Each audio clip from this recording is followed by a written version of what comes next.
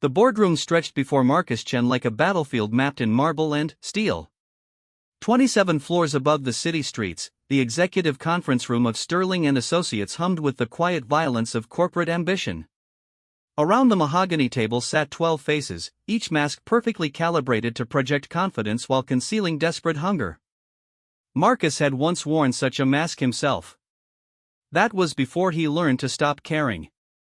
The presentation flickered across the wall-mounted screen as Jennifer Walsh, the company's rising star, outlined her proposal for the Henderson acquisition. Her voice carried the tremor of someone who needed this win, who had staked her identity on climbing each rung of the ladder with religious devotion.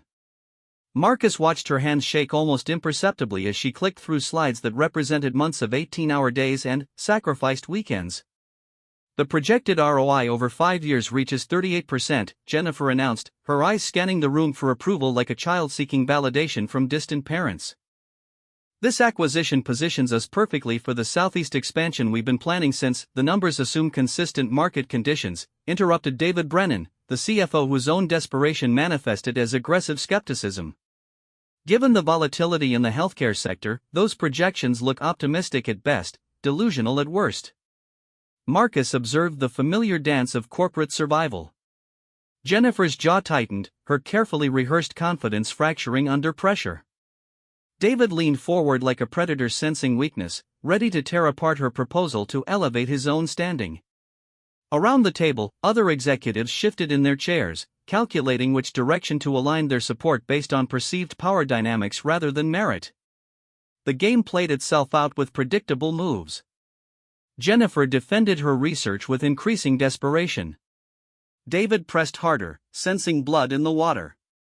The CEO, Robert Sterling himself, remained silent at the head of the table, allowing his lieutenants to battle while he evaluated their performance like a Roman emperor deciding which gladiator deserved to live.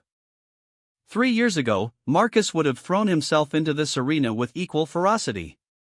He would have prepared counterarguments to Jennifer's proposal, statistical ammunition to support David's assault, or perhaps mounted his own competing presentation to demonstrate superior strategic thinking.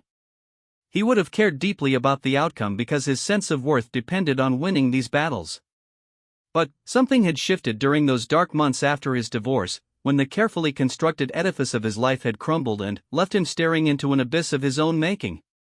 His wife had taken half his assets, his teenage daughter barely spoke to him, and his identity as a successful executive had felt as substantial as morning mist. In that desolation, he had discovered something unexpected: freedom. Not the freedom that comes from having nothing left to lose, though that was part of it. Rather, the freedom that emerges when you realize that the games everyone else plays so desperately are ultimately meaningless constructs, elaborate theater performed by actors who have forgotten they are acting.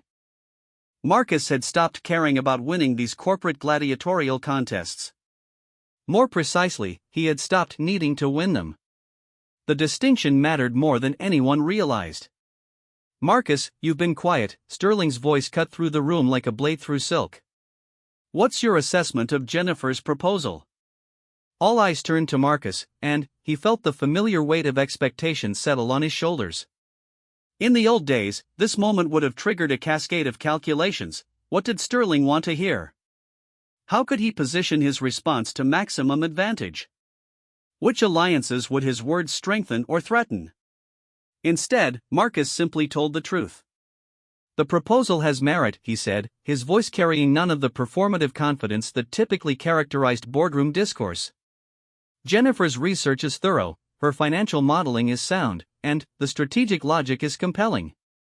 David's concerns about market volatility are valid but manageable through proper risk assessment and phased implementation." He paused, letting silence fill the space where political maneuvering usually lived. "The real question isn't whether the numbers work. It's whether we have the organizational capacity to integrate Henderson effectively while maintaining our existing operations. That depends less on spreadsheets and more on our people, which none of our analyses have seriously addressed." The room fell quiet in a way that felt different from strategic silence. Marcus had spoken without agenda, without positioning himself for advantage or attempting to diminish others. He had simply offered his genuine assessment, free from the elaborate games of corporate advancement. Sterling's expression remained unreadable, but Marcus caught a flicker of something that might have been respect. Or perhaps confusion. In a world where every word carried hidden meaning and ulterior motive, straightforward honesty had become almost unintelligible. "Interesting perspective," Sterling said finally. "Jennifer, how would you address the integration challenges Marcus raised?" As Jennifer scrambled to formulate a response she hadn't prepared, Marcus leaned back in his chair and observed the continuing dance of ambition and insecurity. He felt neither superior to his colleagues nor contemptuous of their struggles. They were playing the only game they knew how to play, following rules they had internalized so completely they no longer questioned their validity. The meeting continued for another 40 minutes, following its predictable trajectory toward an inconclusive postponement. Sterling would want more analysis, additional perspectives, further consideration of variables that were ultimately unknowable. The decision would be delayed not because more information was needed, but because the decision-making process itself had become more important than actual decisions. As the executives filed out of the conference room, Marcus lingered, gathering his materials with unhurried precision.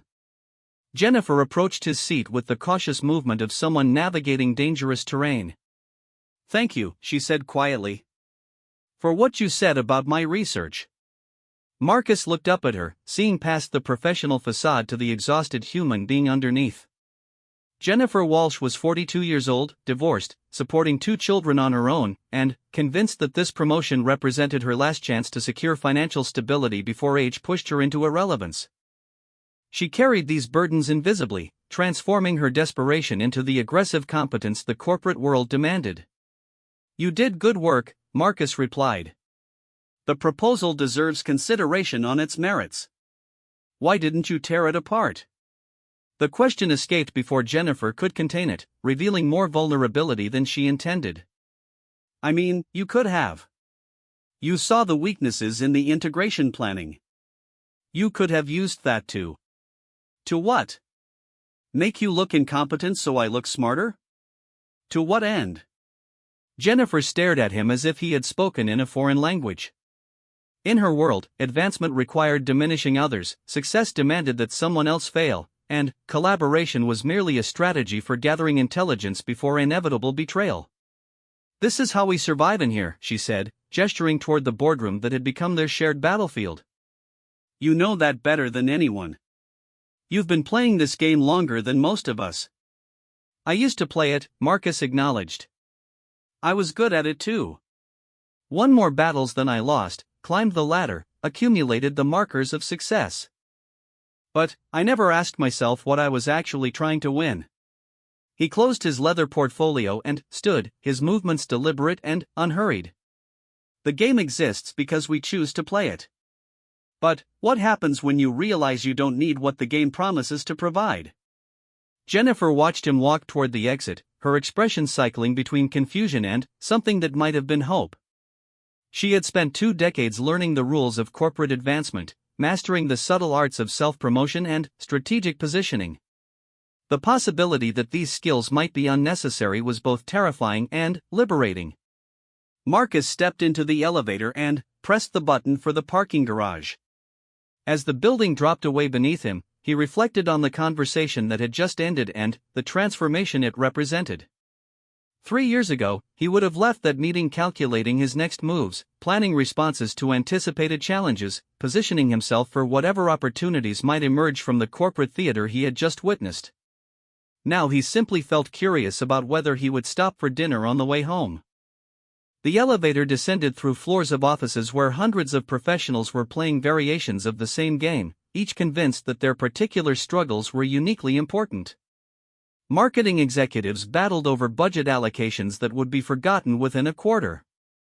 Analysts competed to produce reports that would be skimmed by managers too busy competing with their own peers to pay serious attention. Administrative assistants navigated complex hierarchies of ego and insecurity, their actual productivity obscured by the elaborate social dynamics that governed their workplace.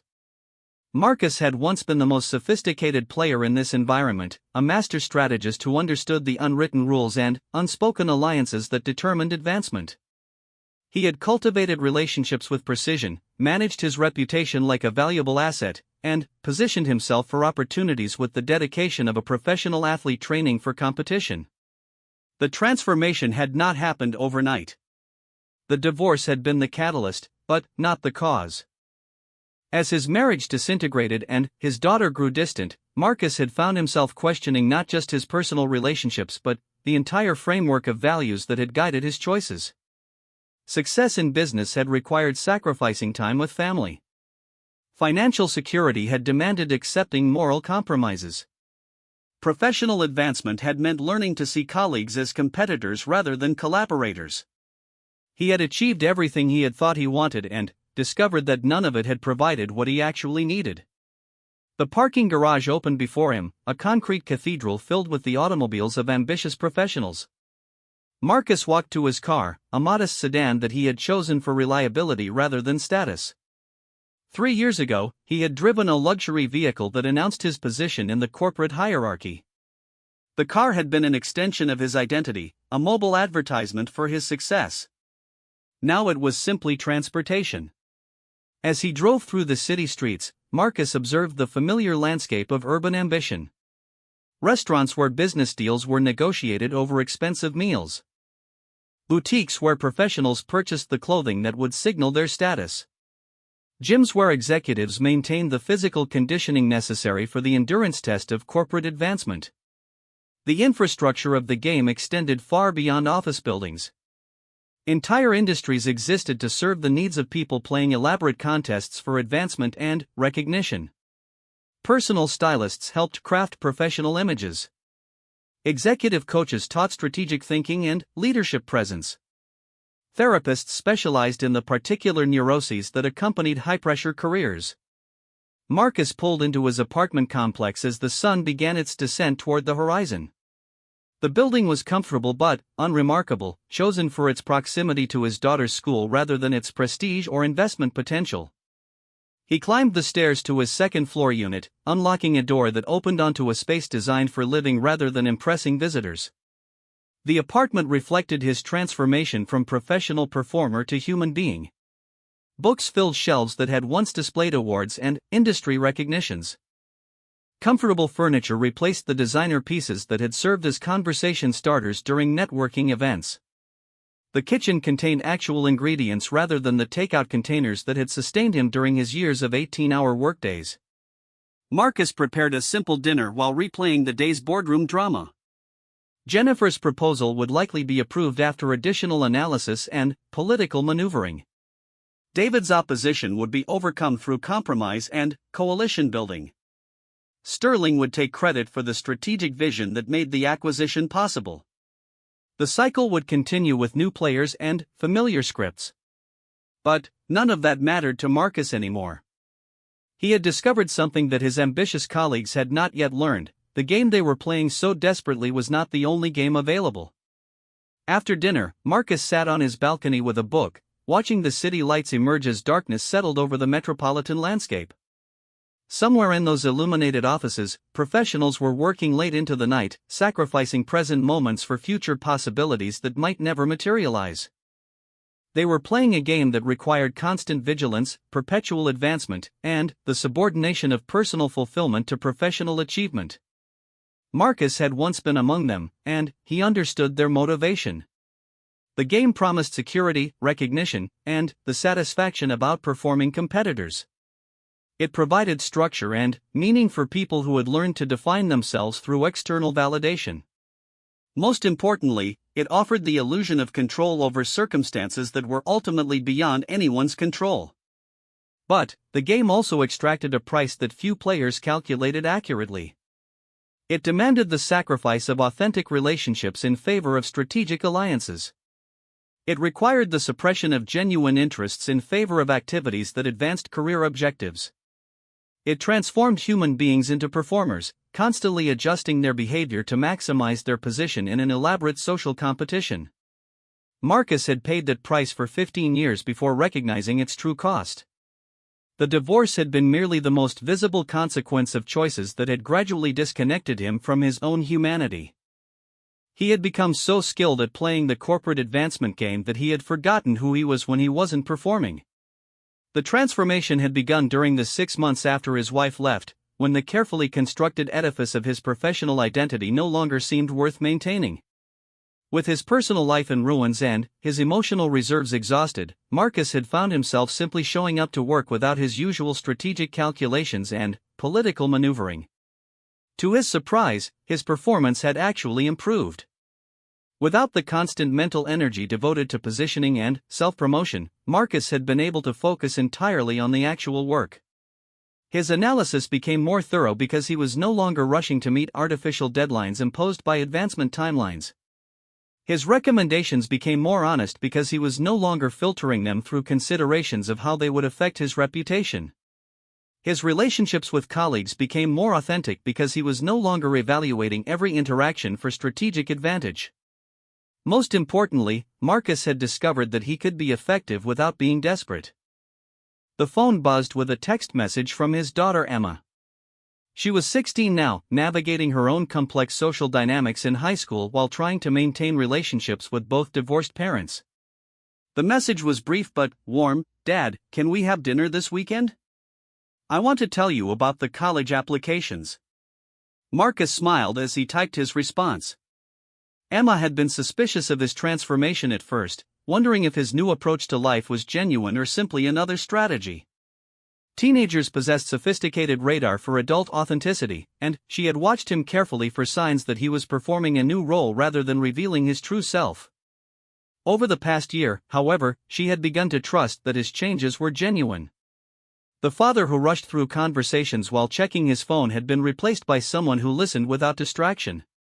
The man who had missed school events because of business commitments now prioritized their time together without resentment or the martyred attitude of someone making sacrifices for family. Emma had never known the version of her father who had existed before his corporate transformation, but she was discovering the person who emerged when he stopped performing for professional advancement. Marcus was learning to be a father rather than playing the role of successful parent, and the difference was profound. As the city settled into its nighttime rhythm, Marcus reflected on the paradox that had become central to his understanding. By caring less about the outcomes of corporate competition, he had become more effective at his job. By abandoning the strategic calculations that had once consumed his mental energy, he had gained clarity about what actually mattered. By stopping his pursuit of external validation, he had discovered internal resources he had not known existed. The man who had destroyed his weak self, the version of himself that needed to win every competition and prove his worth through professional achievement, had indeed become impossible for others to destroy. Not because he was invulnerable, but because he was no longer playing a game where destruction was possible. Marcus closed his book and prepared for bed, setting his alarm for tomorrow's early meeting with unusual indifference to its outcome. He would show up, contribute his best thinking, and remain unattached to whether his recommendations were accepted or rejected. His sense of worth would not rise or fall based on the decisions made in conference rooms or the opinions of colleagues who were still trapped in games of advancement and recognition.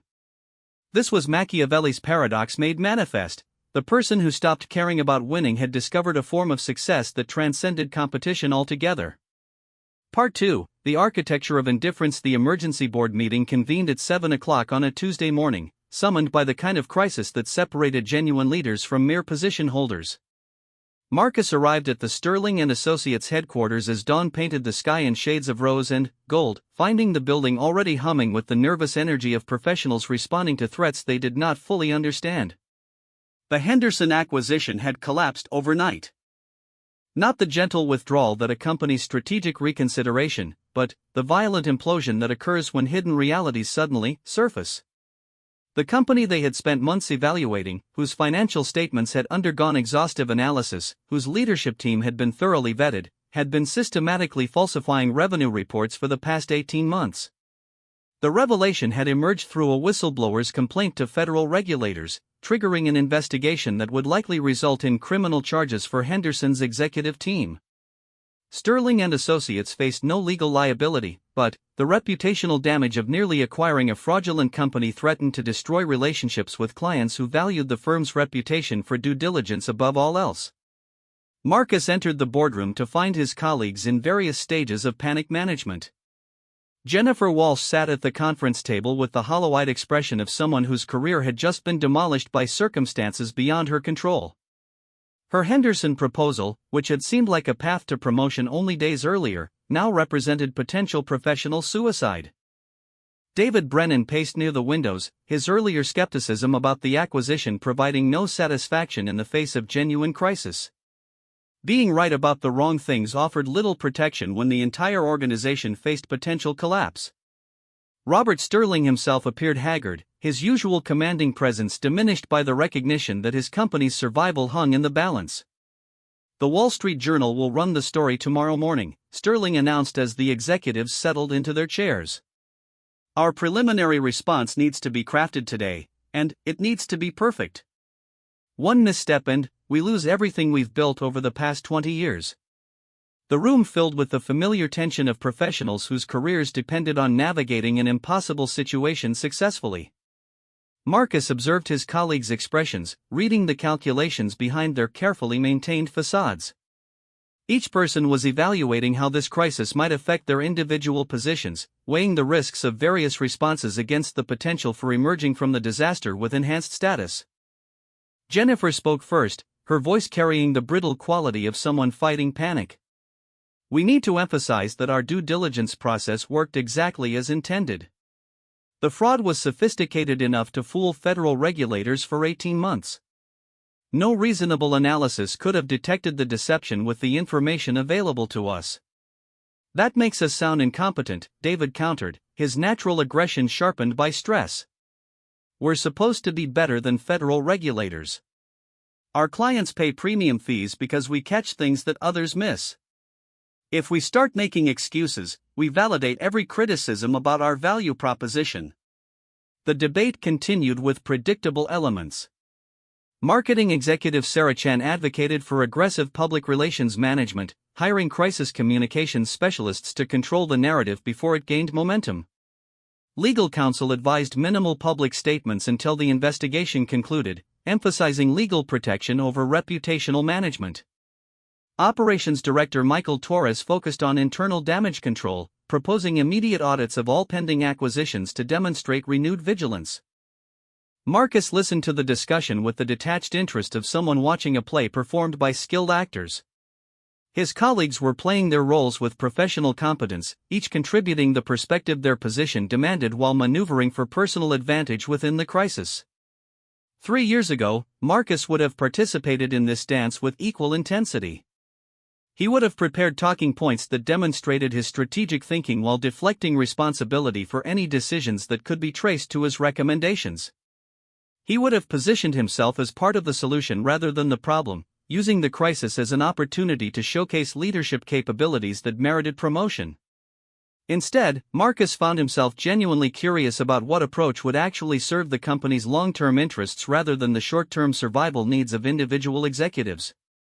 "Marcus, you've been quiet," Sterling said, turning to him with the expression of someone hoping for wisdom from an unexpected source. "What's your read on our situation?" The question created a moment of absolute silence in which Marcus could feel the weight of everyone's attention settling on his response. This was the moment where careers were made or destroyed, where a single insight could transform disaster into opportunity or a misguided comment could accelerate an already dangerous decline. Marcus looked around the table, seeing his colleagues' faces arranged in expressions of professional concern that masked deeper calculations about survival and advancement. Then, he did something that no one expected. He told the truth without considering how it would affect his own position. "We're approaching this backwards," he said quietly. "Everyone's focused on managing the crisis, but nobody's asking why we're having this crisis in the first place." He paused, letting the words settle before continuing. "Henderson's fraud was sophisticated, but it wasn't invisible. The warning signs were there in their customer concentration ratios, their margin expansion in a contracting market, their executive compensation packages that seemed disconnected from performance metrics. We saw those signs and explained them away because we wanted the acquisition to work." The room grew uncomfortable in a way that had nothing to do with the crisis they were facing. Marcus was describing a more fundamental problem than external fraud or market conditions. He was suggesting that their own process had been compromised by institutional momentum and individual ambition. Jennifer's analysis was technically competent, Marcus continued, his tone carrying no judgment or blame. But it was conducted within parameters that assumed the deal should be approved. David's skepticism identified legitimate concerns, but he framed them as obstacles to overcome rather than reasons to reconsider. We all participated in a process that was designed to reach a predetermined conclusion. Jennifer's face had gone pale as she recognized the accuracy of Marcus's assessment. She had indeed approached the Henderson evaluation with the assumption that finding a way to approve the deal was her primary responsibility. David shifted uncomfortably, understanding that his opposition had been performative rather than substantive. "So what are you suggesting?" Sterling asked, his voice carefully neutral. "I'm suggesting we tell our clients exactly what happened," Marcus replied. "Not the sanitized version that protects our reputation, but the complete truth about how our internal processes created blind spots that made this kind of mistake possible. Then, we explain how we're changing those processes to ensure it doesn't happen again." The suggestion landed in the boardroom like a physical blow. In the world of high-stakes business consulting, admitting fundamental flaws in methodology was professional suicide. Clients paid Sterling and Associates for expertise and judgment that justified premium fees. Acknowledging that the firm's analysis had been compromised by its own biases would destroy the mystique that sustained their business model. "That's commercial suicide," Sarachin said, her marketing instincts recoiling from such radical transparency. "Our entire brand is built on superior analysis and judgment. If we admit that our process is flawed, why would anyone continue paying our fees?" "Because we would be the only firm honest enough to acknowledge what every consultant knows but won't admit," Marcus replied. "Every analysis is shaped by the analyst's incentives and assumptions. Every recommendation reflects the organizational pressures that surround the decision-making process. Our clients aren't stupid. They know this. What they don't know is which firm will be honest enough to acknowledge it and adjust accordingly." He leaned forward slightly, his voice taking on the quality of someone describing a technical problem rather than defending a position. "The companies that survive long-term are the ones that learn faster than their competitors.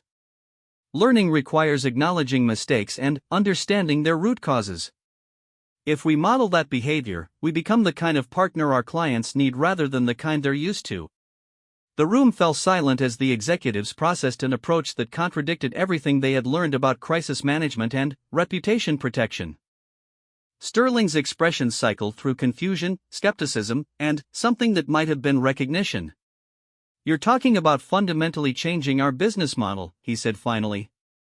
"Moving from selling certainty to selling wisdom." "I'm talking about aligning our public claims with our actual capabilities," Marcus corrected. "We're good at analysis when we're not trying to reach predetermined conclusions.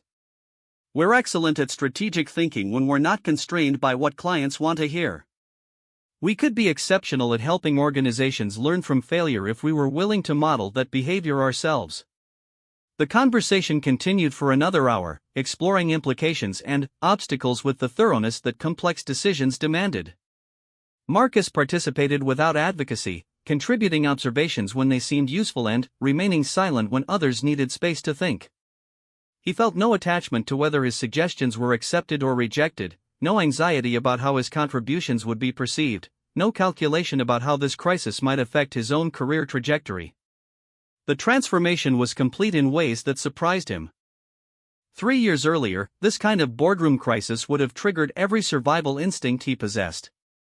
He would have crafted responses designed to protect his position while appearing to serve the company's interests. He would have positioned himself for maximum advantage regardless of which strategy the firm ultimately chose. Now he simply wanted to understand what approach would actually work rather than what approach would make him look good. The meeting concluded with Sterling's decision to postpone any public response until the executive team had time to consider Marcus's proposal more thoroughly. The radical transparency approach would require careful planning and unanimous commitment from leadership. It represented the kind of fundamental strategic shift that could either revitalize the company or accelerate its destruction. As his colleagues filed out of the conference room, Marcus gathered his materials with the same unhurried precision he brought to all his activities now. Jennifer approached him with the hesitant manner of someone navigating unfamiliar territory. "Why did you do that?" she asked quietly. "Suggest we admit our mistakes publicly? It could destroy all of our careers." Marcus considered her question with genuine interest rather than defensiveness. Jennifer was asking about motivation in a context where everyone's actions were typically governed by self-interest disguised as organizational loyalty. "Because it might actually work," he replied simply. "And because I'm tired of participating in elaborate performances that serve no one's real interests." "But what if Sterling decides it's too risky? What if we go with conventional damage control instead? You've positioned yourself as advocating for a strategy that most of the team thinks is suicidal." Marcus looked at Jennifer's face, seeing the fear behind her professional mask. She had spent her entire career learning to position herself safely within organizational politics, never advocating for approaches that could be traced back to her if they failed. The possibility that someone might take professional risks for principled reasons was almost incomprehensible. "Then, we'll try conventional damage control," Marcus said. "And, if that works, great. If it doesn't, we'll learn something useful about crisis management in professional services." "You really don't care how this affects your career, do you?" The question was asked with the wonder of someone discovering a new species of human being. In Jennifer's experience, everyone cared about career advancement above all other considerations. Professional decisions were always subordinated to personal positioning, and principled stands were luxuries that only the independently wealthy could afford. "I care about doing work that's worth doing," Marcus replied. "Everything else is just bookkeeping." He left Jennifer standing in the empty boardroom, probably trying to understand how someone could function professionally without the fear and ambition that had governed her own career choices. Marcus understood her confusion because he had once shared it completely. The elevator descended through floors filled with professionals who were probably already discussing the Henderson crisis in whispered conversations and speculative emails. Word of the emergency board meeting would have spread through the office within hours, triggering the kind of gossip and positioning that accompanied any threat to organizational stability. Marcus drove home through midday traffic, observing the familiar landscape of urban ambition with the detached interest of an anthropologist studying foreign customs. The crisis at Sterling and Associates would play out according to predictable patterns, regardless of which strategy the firm ultimately chose.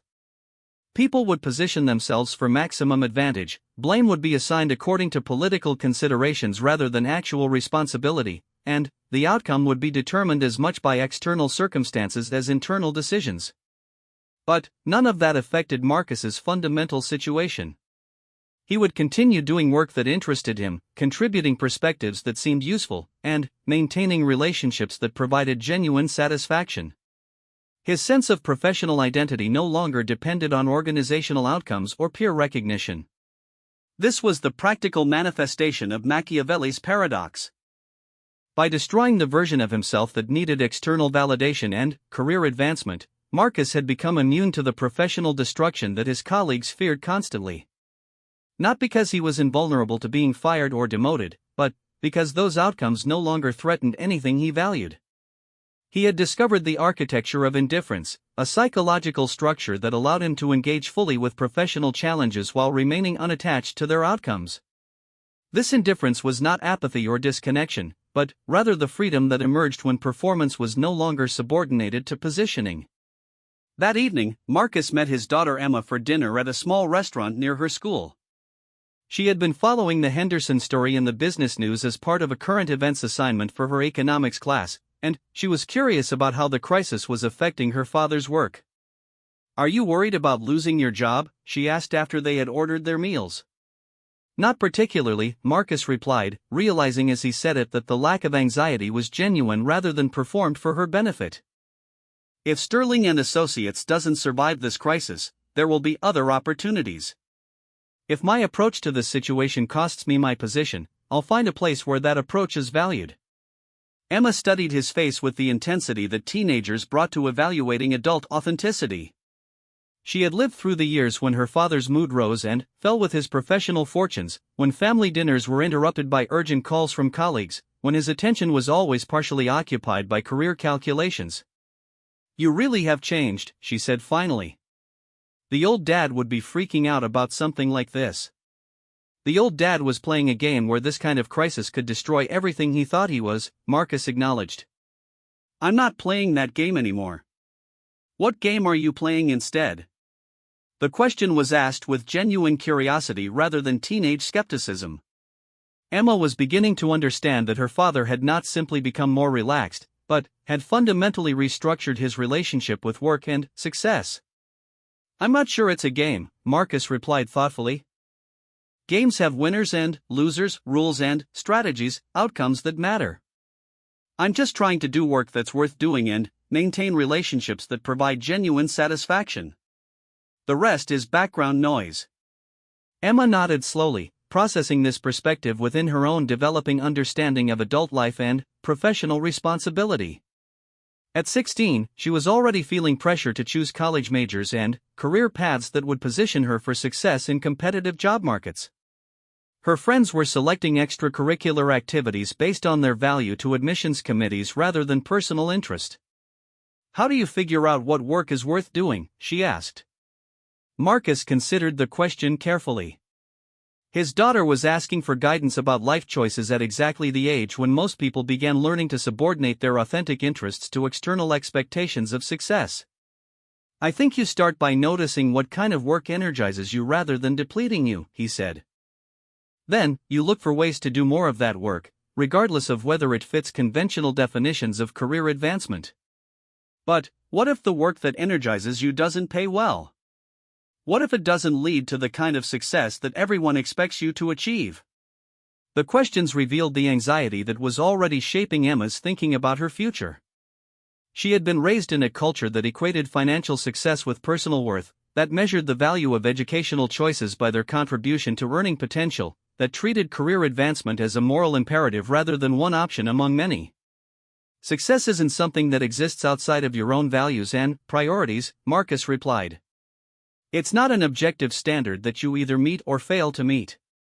It's a personal assessment of whether your life is aligned with what actually matters to you." They continued the conversation through dinner and dessert, exploring questions about purpose, achievement, and the difference between external validation and internal satisfaction. Marcus found himself articulating insights that had emerged from his own transformation, perspectives that he could not have offered during his years of corporate climbing. As he drove Emma back to her mother's house, Marcus reflected on the strange gift that the Henderson crisis represented. Not because he hoped for his employer's failure, but because the situation had revealed how completely his relationship with professional challenge had been transformed. 3 years ago, an existential threat to his company would have triggered months of strategic maneuvering, careful positioning, and anxious calculation. Now it was simply an interesting problem that would be solved or not solved based on factors largely beyond his control. The man who had destroyed his weak self, the version that needed career success to justify his existence, had indeed become impossible for external circumstances to destroy. Not because he was immune to professional setbacks, but because his fundamental well-being no longer depended on avoiding them. This was the architecture of indifference made manifest, a way of engaging with the world that allowed full participation without desperate attachment to outcomes. Part 3, The Victory of Surrender. 6 months after the Henderson crisis, Marcus Chen stood before the same conference room where his transformation had been tested and refined. But now the mahogany table was surrounded by different faces, representatives from organizations across 3 continents who had come to understand what Sterling and Associates had become, the first major consulting firm to build its reputation on radical transparency rather than manufactured confidence. The decision to acknowledge the firm's analytical blind spots publicly had initially appeared to validate every prediction of commercial suicide. 3 major clients terminated their contracts within a week of Sterling's unusually honest press release. 2 competitors used the admission of flawed methodology as ammunition in their own marketing campaigns. Industry publications questioned whether the firm could survive such unprecedented self-criticism. But something unexpected had happened in the months that followed. Organizations that had grown tired of consultants who promised certainty in an uncertain world began reaching out to Sterling and Associates specifically because of their willingness to acknowledge limitations and learn from failures. The firm that admitted its mistakes attracted clients who valued intellectual honesty over professional performance. Marcus watched the current client presentation unfold with the detached appreciation of someone observing a complex system operating according to principles he had helped design. Jennifer Walsh was leading the engagement, her approach transformed by the recognition that clients preferred authentic analysis to strategic positioning. She presented data that contradicted the client's assumptions, identified risks that other consulting firms had minimized, and offered recommendations that prioritized long-term sustainability over short-term optimization. The client team, executives from a pharmaceutical company considering expansion into emerging markets, responded with the engagement that authentic dialogue produced. Instead of politely accepting consultant recommendations while privately questioning their validity, they asked substantive questions, challenged analytical assumptions, and contributed insights that improved the overall strategic framework. This was consulting reimagined as collaborative problem-solving rather than expert performance. Sterling and Associates had discovered that clients were willing to pay premium fees for intellectual partnerships that acknowledged uncertainty and embraced iterative learning. The firm's revenue had actually increased as their reputation for honesty attracted organizations that valued adaptive strategy over elaborate plans. The regulatory environment in Southeast Asia presents challenges that we cannot fully predict, Jennifer was explaining to the pharmaceutical executives. Our analysis suggests 3 possible scenarios with varying probabilities, but the actual outcome will depend on political developments that are genuinely unknowable.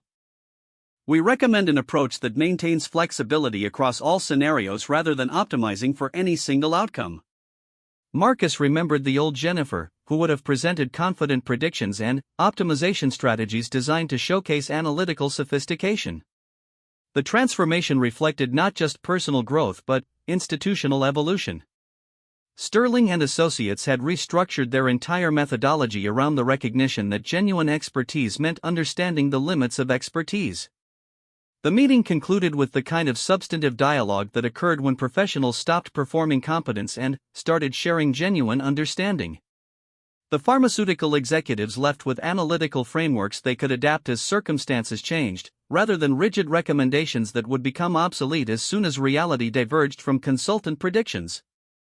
After the clients departed, Jennifer approached Marcus with the expression of someone still processing an unexpected transformation. "I never thought admitting uncertainty could be more valuable than projecting confidence," she said. "But these clients trust our analysis specifically because we acknowledge what we don't know." "Confidence is a performance," Marcus replied. "Trust is a relationship. Most professionals confuse the two." The observation captured something essential about the broader transformation that had reshaped not just Sterling and Associates but Marcus's entire understanding of professional effectiveness. The culture of business was built around performances of competence that often concealed actual incompetence, demonstrations of certainty that masked fundamental uncertainty, and projections of control that disguised the reality of operating within complex systems where most variables remained beyond anyone's influence. Marcus had stopped performing confidence and discovered that authentic competence was more valuable than its imitation. He had stopped pretending to control outcomes and found that adaptive responsiveness was more effective than rigid planning. He had stopped needing external validation and realized that internal satisfaction produced better work than external pressure. The victory was not triumph over competitors or achievement of traditional success markers.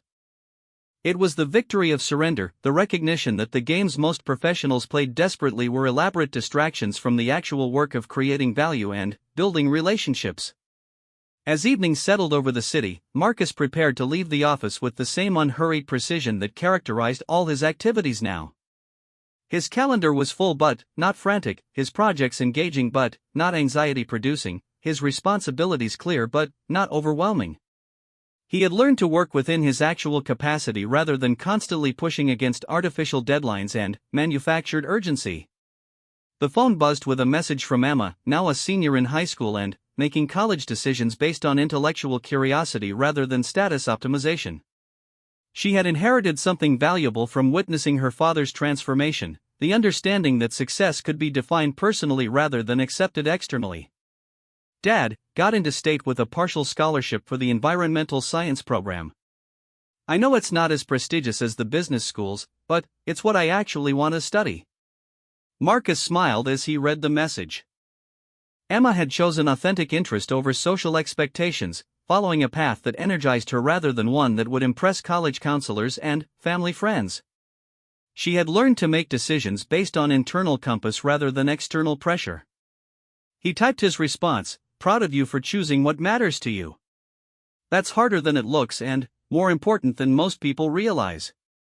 The building emptied around Marcus as he gathered his materials and prepared for the commute home. Through the windows, he could see the lights of other office buildings where professionals were working late into the night, sacrificing present moments for future possibilities that might never materialize. They were playing a game that demanded constant vigilance, perpetual advancement, and the subordination of personal fulfillment to professional achievement. Marcus understood their motivation because he had once shared it completely. The game promised security, recognition, and the satisfaction of outperforming competitors. It provided structure and meaning for people who had learned to define themselves through external validation. Most importantly, it offered the illusion of control over circumstances that were ultimately beyond anyone's control. But Marcus had discovered that the game was optional. The elevator descended through floors of empty offices, spaces that would be filled again tomorrow with professionals playing variations of the same competitive dramas. Marketing executives would battle over budget allocations. Analysts would compete to produce reports that demonstrated their strategic thinking. Managers would navigate complex hierarchies of ego and insecurity, their actual productivity obscured by elaborate social dynamics. The system would perpetuate itself because most participants could not imagine alternatives to the games they had learned to play. Success was defined by advancement within existing frameworks rather than the creation of better frameworks. Achievement was measured by position relative to competitors rather than absolute contribution to meaningful work. Marcus drove through the city streets, observing the familiar landscape of urban ambition with the appreciation of someone who had found a different way to navigate professional life. The restaurants where business deals were negotiated, the boutiques where professionals purchased status symbols, the gyms where executives maintained the physical conditioning necessary for corporate endurance, all of it still existed, but none of it exerted the gravitational pull it had once held over his choices. At home, Marcus prepared a simple dinner while reflecting on the day's conversations and the broader transformation they represented. The Henderson crisis had not destroyed Sterling and Associates. Instead, it had catalyzed an evolution that made the firm more valuable to clients who understood that genuine expertise required acknowledging uncertainty. The approach was spreading beyond Marcus's immediate organization. Other consulting firms were beginning to experiment with greater transparency about analytical limitations. Clients were starting to demand authentic partnership rather than expert performance. The business culture was slowly recognizing that manufactured confidence had become less valuable than adaptive responsiveness. After dinner, Marcus sat on his balcony with a book, watching the city lights emerge as darkness settled over the metropolitan landscape. Somewhere in those illuminated offices, professionals were working late into the night, sacrificing present moments for future possibilities that might never materialize. They were playing games that required constant vigilance, perpetual advancement, and the subordination of personal fulfillment to professional achievement. The phone rang with a call from Robert Sterling himself, the first direct contact Marcus had received from the CEO since the Henderson crisis 6 months earlier. "Marcus, do you have a few minutes to talk?" The question carried none of the performative urgency that usually characterized executive communications. Sterling's voice reflected genuine curiosity rather than strategic positioning. "Of course. I've been thinking about the transformation our firm has undergone since we decided to embrace radical transparency. The approach you recommended has fundamentally changed how we operate, and the results have exceeded every reasonable expectation." Sterling paused, and Marcus heard the sound of someone walking, perhaps pacing in his office as he processed complex thoughts. "But I'm curious about your personal motivation. You advocated for an approach that could have destroyed your career if it had failed. You showed no apparent concern for how the decision would affect your position within the organization. I've been in business for 30 years, and I've never encountered that kind of detachment from self-interest." The observation was accurate. Marcus had indeed recommended radical transparency without calculating how the decision would affect his own standing. He had contributed his best thinking without positioning himself for maximum advantage regardless of which strategy the firm ultimately chose. I wasn't detached from self-interest, Marcus replied thoughtfully. I was operating from a different definition of self-interest. My well-being doesn't depend on maintaining a particular position within any organization. It depends on doing work that's worth doing and maintaining relationships that provide genuine satisfaction. That's what I don't understand. How do you function professionally without caring about advancement and recognition? What motivates your performance if not career development? The question revealed the assumptions that governed most professional behavior. Sterling, like most executives, had learned to see career advancement as the primary motivation for excellence, external validation as the reward that justified effort, and competitive positioning as the framework within which all professional decisions should be evaluated. I care about advancement, Marcus clarified. But I define advancement as becoming better at work that matters rather than achieving higher positions within organizational hierarchies. I care about recognition, but I value recognition from people whose opinions I respect rather than generic professional acclaim. I'm competitive, but I compete with my own previous performance rather than with other people's careers. The conversation continued for another 20 minutes, exploring questions about motivation, achievement, and the difference between external success and internal satisfaction. Sterling was genuinely curious about how someone could function effectively without the fear and ambition that had governed his own career choices. The irony is that your approach has made you more valuable to the organization than the people who are desperately trying to advance within it, Sterling observed. Your lack of attachment to political outcomes allows you to contribute perspectives that others can't afford to offer. The paradox is that caring less about winning makes you more likely to win, Marcus agreed. But only if you redefine winning as contributing rather than conquering. After the call ended, Marcus returned to his book with the satisfaction of someone who had articulated insights that he was still discovering himself. The conversation with Sterling had revealed how completely his relationship with professional life had been transformed. 3 years ago, a direct call from the CEO would have triggered immediate calculations about what Sterling wanted to hear, how the conversation might affect Marcus's position, and what responses would maximize his advantage. Now it had simply been an interesting discussion about motivation and achievement with someone who was asking genuine questions. The man who had destroyed his weak self, the version that needed career success to justify his existence, had indeed become impossible for external circumstances to destroy. Not because he was immune to professional setbacks, but because his fundamental well-being no longer depended on avoiding them. This was Machiavelli's paradox made manifest in daily life. The person who stopped caring about winning the conventional games of advancement and recognition had discovered forms of success that transcended competition altogether. As Marcus prepared for bed, he reflected on the email he would write to Emma tomorrow, sharing observations about choosing authentic paths over conventional success. His daughter was beginning her own navigation of professional life, and she had the advantage of witnessing someone who had found a different way to engage with work and achievement. The transformation had not been easy or immediate. It had required destroying a version of himself that had been carefully constructed over decades of professional socialization. It had meant abandoning the security that came from playing familiar games according to established rules. It had demanded the courage to define success personally rather than accepting external definitions. But the victory of surrender had revealed something unexpected. The games that most professionals played desperately were not the only games available. There were ways of engaging with work that provided deeper satisfaction than competitive advancement, ways of building relationships that offered more security than political positioning, ways of creating value that lasted longer than quarterly performance cycles. The man who stopped caring about the game, who destroyed the weak self that needed to win it, had discovered that there were better games to play, games where everyone could win because winning was defined as contribution rather than conquest.